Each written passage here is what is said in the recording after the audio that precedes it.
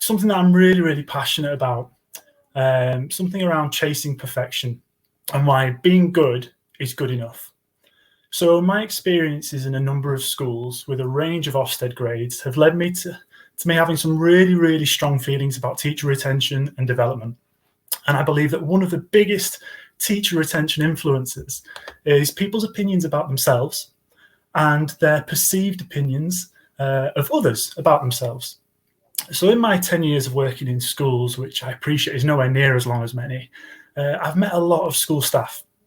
I've met some more innovative practitioners, some people who like to play things a little bit safer, some people who can be quite upfront and blunt, and some people are pretty calm and keep themselves to themselves, and so many other types of people. But I've yet to meet a bad teacher. Nobody went into teaching to wanting to be bad at it, and that doesn't really fit in with the Ofsted narrative. So we live in a graded world where everybody's ranked and they're categorized based on the latest inspection or the latest observation. And you see that coming through all the time in job applications or on school websites, and even in Twitter bios, where you can see things like outstanding teacher banded around as a popular phrase. And we see it in league tables, we see it in the media, where we're constantly compared to others, both as professionals and as schools, to measure how successful we are. You then allocated a word, just a single word that indicates how good you are in someone else's opinion. And you carry that word with you to interviews and appraisal meetings, and we set targets based on that word. Ticking off elements on someone else's clipboard, and we see that as growth towards being outstanding, that pedestal of perfection that we always hear about. And our accountability-driven system, which I talk about all the time, it creates structures where those people in power create shortened timeframes where improvement and the word outstanding needs to be seen immediately, regardless of the context or the challenges present. And at the heart of it all, we forget that the individuals involved are humans. So what's my issue with grading? Well, focusing on grading can make us blind to what real development and progress are.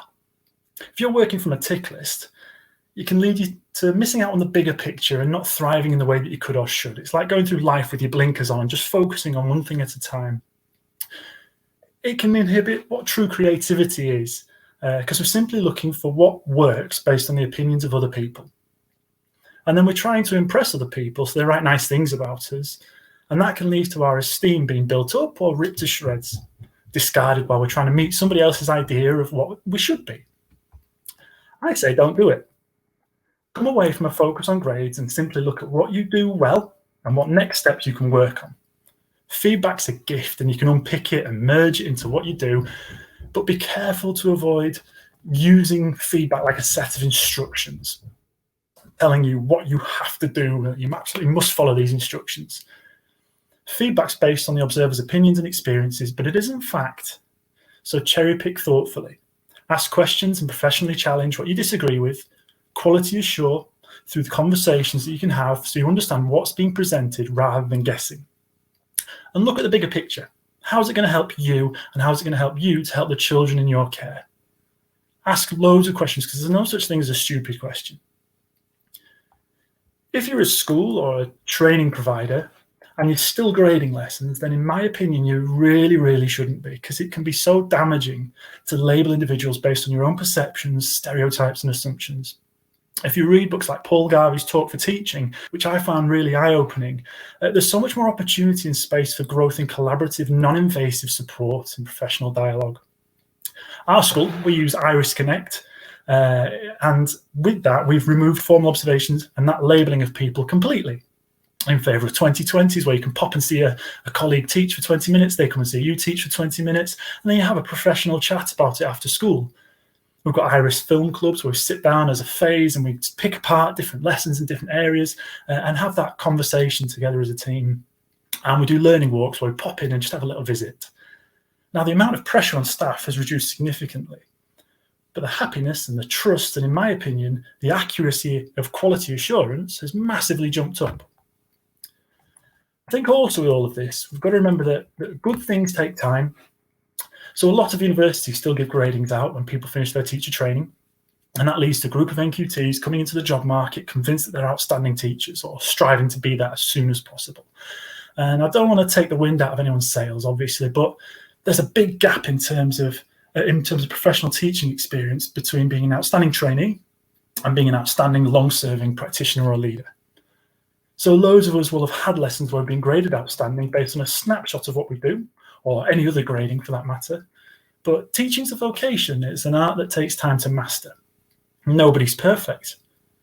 So when I started out in teaching, I was that person chomping at the bit, wanting to be the best of the bunch, and I was constantly comparing myself to other people. I'd find who the best in the building was at each different subject area or anything like that, and I was constantly thinking, what do they do and how can I be better than that?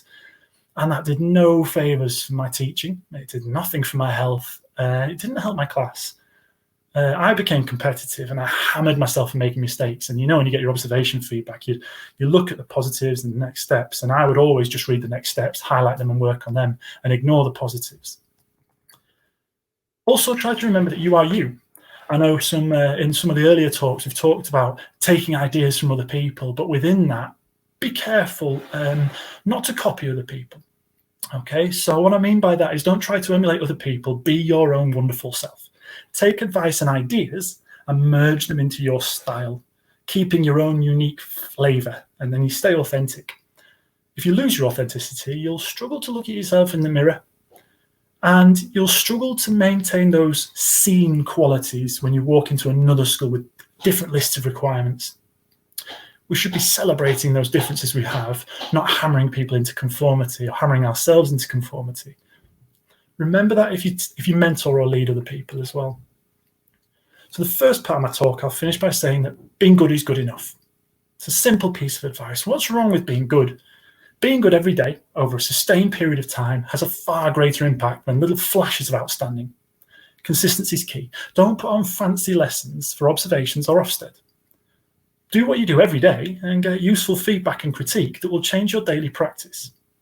Being good's healthy. It's attainable. It doesn't kill you while you're striving to get there. You do what you know is right and you don't conform to someone else's lists and notes, and you might find that you grow a heck of a lot more. The back half of my talk focuses on how a big part of feeling that you're not good enough can be attributed to simply being in the wrong place at the wrong time. And I call it the Cinderella effect. I'm a massive believer, and I say this all the time on Twitter, in right teacher, wrong school. And that's the Cinderella effect, if the shoe fits. So a lot of the time when teachers are perceived as being weaker or struggling, it tends to be just because they're struggling to operate within the school's values or systems. And that could be for plenty of different reasons.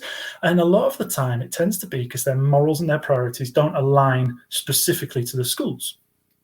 So I've met a lot of really, really good people, brilliant teachers with big hearts, and they want to do their best. And they struggle in certain schools, and they get put on support plans, go to capability and even dismissal. But then when they go to another school or another role, suddenly they're thriving. And why is that? And that brings me on to talk about recruitment synergy. I ran a poll on Twitter a little while ago, and I said, would you rather take a weak teacher with good morals or a good teacher with poor morals? And pretty much 90% of people said, I'd rather take a weaker teacher with good morals because I can help pedagogical skills. I can help that person to develop, but I can't change their mindsets in terms of their morals if we're talking about universal morals like kindness and care and empathy. But then I came to a bit of a mismatch there as well, because when schools are in a bit of a sticky patch, when they're struggling, they just look at the labeling of a teacher rather than unpicking their morals a little bit further. So yeah, I think we can unpick those morals in a little bit more depth at interview, because we need to think, are we setting that person up to succeed or to fail? I think we need to invest in people more. That's where recruitment, in my opinion, needs to have a better balance between morals and skills. Employment should be seen as a long-term investment, not a quick fix to a problem. If we look at it like that, we can see true synergy. Synergy is a term that comes from business, the basic idea being that 1 + 1 = 3. And that just means that something can be better and bigger than the sum of its component parts. And I think that theory can be applied directly to recruitment in any profession. When the right person finds the right school, both sides benefit and both sides grow. That's recruitment synergy. When you find the right fit, it benefits everybody because new ideas are being brought to the table, but the underpinning morals are aligned. And that means that everybody continues to pull in the same direction and the sense of community stays strong. been on the receiving end of really bad feedback. And I've been told plenty of times that I'm not good enough and I deserve to fail. And I've been told that I'm letting the team down, both as a teacher and as a leader. And that then bled into my subconscious, and I began to tell myself the same. That's when imposter syndrome really gets you. And my self-image really broke down. And then I found the right school. And genuinely, I'm a different person. Like, day by day, that school, the community, the head teacher, the deputy, and everybody involved in that school, the children, the families, have rebuilt me and made me a happier, better person, both as a teacher, but also as a man, as a parent, as a partner. And my mental health is better than it's been in years because of that. So my advice after all this kind of rambling at you is, if you're in a tough patch and you're being told that you're not good enough, consider moving to a place that recognizes the qualities that you've got. The right school and the right team will work wonders for your spirit, and they'll put you back together. On the other hand, if you've got a team member who's struggling, consider that their values and their priorities might just be different to yours as a school or yours as an individual, rather than them not being capable enough. And that'll make your conversations much more positive. Don't try and force people to be outstanding when it's perfectly fine to be really good at what you do. That's like trying to force someone to run before they can walk. It's like building a castle on sand because you don't have solid, consistent foundations from which to grow. And my final piece of advice is just remember that being good is good enough. Be good, be happy, and be healthy. That's the end of my talk. Thank you very much.